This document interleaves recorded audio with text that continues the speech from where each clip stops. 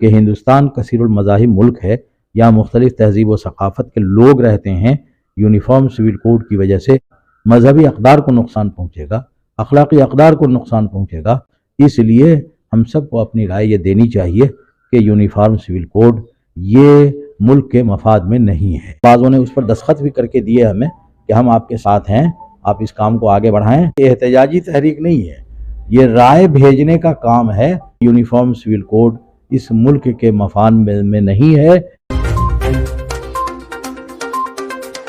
میں اسم رضا اس وقت میں موجود ہوں آواپور شاہپور میں واقع ادارہ سبیل الشریعہ میں، جہاں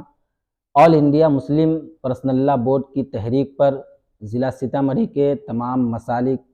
اور ملی تنظیموں کے ساتھ ایک اہم نشست کا انعقاد کیا گیا تھا بعنوان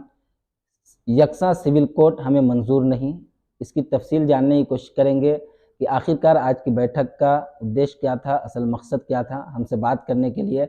آل انڈیا مسلم پرسنل لا بورڈ کے رکن حضرت مولانا مفتی ثناء الہدیٰ صاحب ہیں، ان سے ہم بات کریں گے اور مزید معلومات فراہم کرنے کی کوشش کریں گے۔ جی، اردو نیوز بہار میں آپ کا استقبال ہے۔ شکریہ بہت بہت۔ آج کی جو بیٹھک کا انعقاد کیا گیا تھا، اس کا اہم مقصد کیا ہے؟ اصل میں 14 جون سے لے کر 14 جولائی تک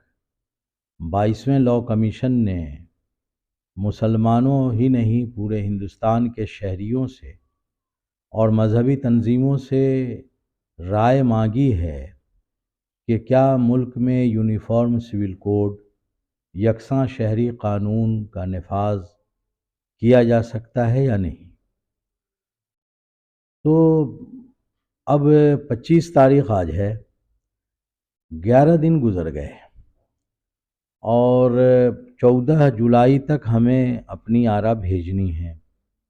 ظاہر ہے کہ عام مسلمانوں کو یہی پتہ نہیں ہے کہ یونیفارم سول کوڈ کیا ہے، یہی پتہ نہیں ہے کہ ہم کیسے بھیجیں گے۔ تو امارت شریعہ بہار اڑیسہ جھارکھنڈ کے امیر شریعت، جو مسلم پرسنل لا بورڈ کے سیکریٹری بھی ہیں، انہوں نے ہم لوگوں کو اس کا حکم دیا کہ کم سے کم بہار اڑیسہ جھارکھنڈ اور مغربی بنگال کے اضلاع میں ہم لوگ جا کر کے لوگوں میں بیداری پیدا کریں کہ وہ اپنی آراء یونیفارم سول کوڈ کے حوالے سے لاء کمیشن کو بھیجیں۔ آراء کیا بھیجیں؟ اس کے لیے ایک ڈرافٹ ہے، تاکہ جو لوگ ڈرافٹ کرنے کی صلاحیت نہیں رکھتے، اپنے سے کوئی بات نہیں کہہ سکتے، تو وہ سمجھیں کہ یہ ہے۔ یہ ڈرافٹ جو ہے 3 زبانوں میں ہے، اردو، ہندی، انگریزی میں۔ تو اس کا ایک لنک بنایا گیا ہے، اس لنک پر جب کوئی جو ہے ہاتھ ڈالے گا تو پھر وہ تینوں میٹر آ جائے گا، میٹر پر پھر ہاتھ ڈالے گا تو کہا جائے گا کہ نام لکھیے اور پتہ لکھیے، تو نام پتہ لکھ کر کے پھر سینڈ والے آپشن پہ وہ جائے گا تو وہ رائے چلی جائے گی لاء کمیشن کے پاس۔ ایک دوسرا طریقہ بھی حضرت امیر شریعت نے ڈیولپ کروایا ہے، وہ ہے QR اسکینر کا۔ QR اسکینر کے ذریعے بھی آپ اس کو انگلی لگا کر کے اور ترنت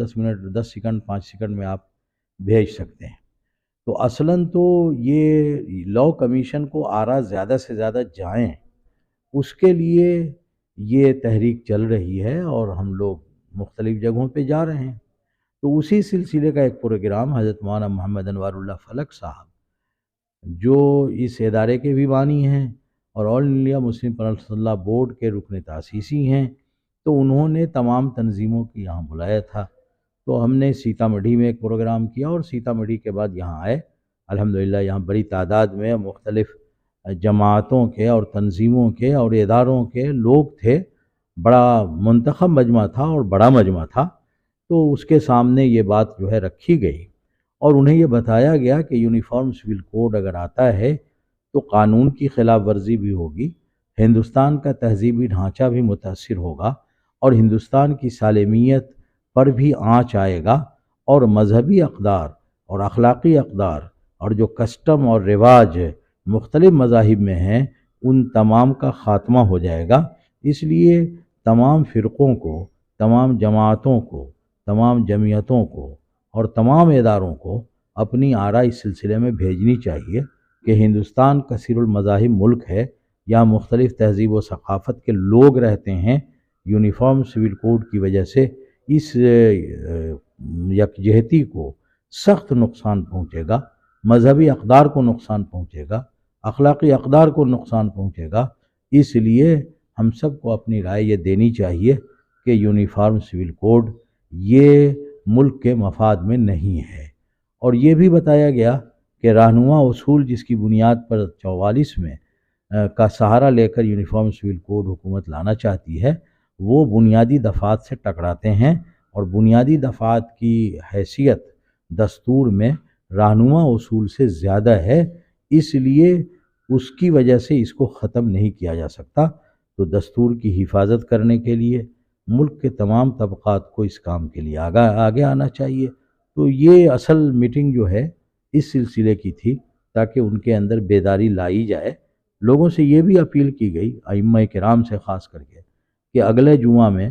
قربانی کے بعد جو ہے وہ اس موضوع پر لوگوں سے خطاب کریں اور زیادہ سے زیادہ لوگوں کی آراء بھیجوانے کی کوشش کی جائے۔ یہ اصل مقصد تھا اس میں۔ حضرت، کچھ لوگوں کے ذہن میں یہ باتیں بھی آئیں گی کیونکہ جیسے ہی 2024 کے چناؤ کو لے کر کے جس طرح پارٹیاں جو ہیں متحرک ہو گئی ہیں، اسی طرح اس کو بھی آگ دینے کی کوشش کی جا رہی ہے، تو کیا یہ 2024 چناؤ کا ایجنڈا تو نہیں؟ دیکھیے، سرکار کا نقطہ نظر تو کچھ ایسا ہی لگتا ہے، اس لیے کہ 2000 میں اس نے یکساں سول کوڈ کی بات چھیڑی تھی اور لاء کمیشن نے رائے مانگی تھی، تو 2018 میں مانگی تھی، 2019 میں الیکشن تھا، اب یہ 2024 میں الیکشن ہے تو 2023 میں رائے مانگی گئی ہے۔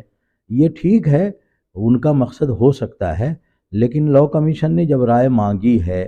تو ہمیں کچھ کرنا نہیں ہے، ہم کوئی احتجاج نہیں کر رہے ہیں، ہم تو اس نے رائے مانگی اور ہم ہندوستان کے اچھے شہری ہونے کے اعتبار سے ہماری ذمہ داری ہے کہ لاء کمیشن کی اس سلسلے میں رہنمائی کریں کہ یونیفارم سول کوڈ ملک کے دستور اور ملک کے آئین اور ملک کی تہذیب اور ملک کے کثیر المذاہب ہونے کے خلاف ہے، اس لیے اس ارادے کو حکومت کو ترک کرنا چاہیے۔ جب اس کی جو خامیاں ہیں تو مسلم پرسنل لاء بورڈ زمین پہ اتر کر، جو ان کے رکن ہیں، زمین پہ اتر کر لوگوں کو سمجھانے کی کوشش نہیں کر رہے ہیں کہ اس کی کیا کیا خامیاں ہیں، نہیں، ہم تمام نے مذاہب کے لوگوں کو؟ دیکھیے، ہمارا جو دائرہ کار امارت شریعہ کا ہے، اور تو ہم لوگ امارت شریعہ کے دائرہ کار میں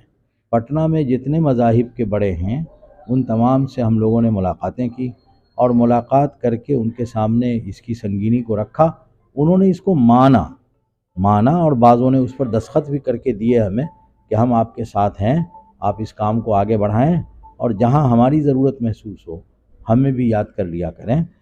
تو ہماری طرح وہ بہت سرگرم اس لیے نہیں ہے کہ ہم دوسری بڑی اکثریت ہیں، وہ یہ سوچتے ہیں کہ ہم ایک چھوٹی اکائی ہیں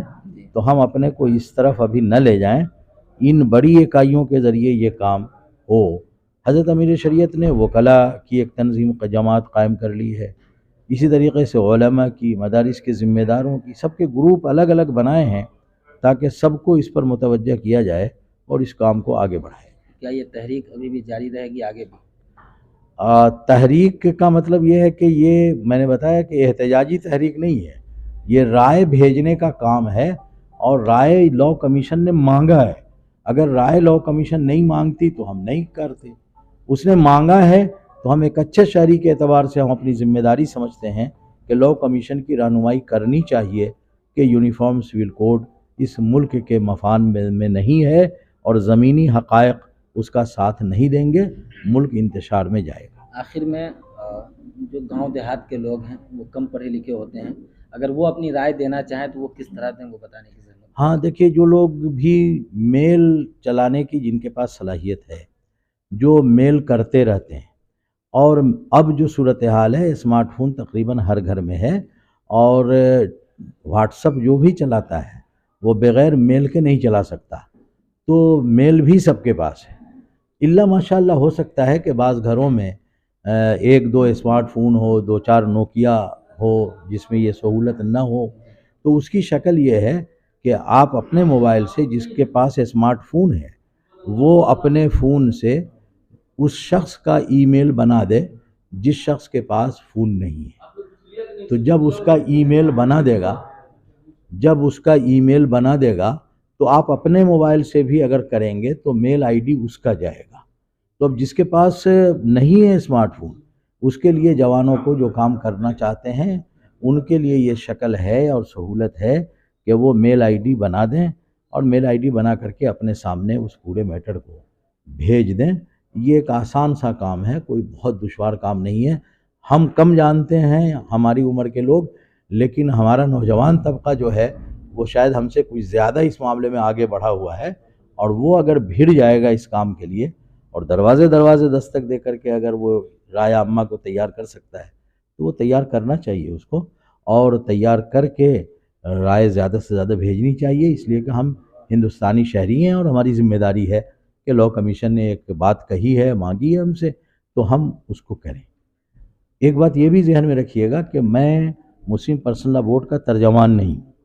میں نے جو باتیں آپ کے سامنے کہی ہیں وہ اپنے تجربے اور اپنے بڑوں کی ہدایت کے مطابق کہی ہیں۔ اسے مسلم پرسنل لاء بورڈ کے رکن کی حیثیت سے کوئی میں ان کا اسپوک مین نہیں ہوں،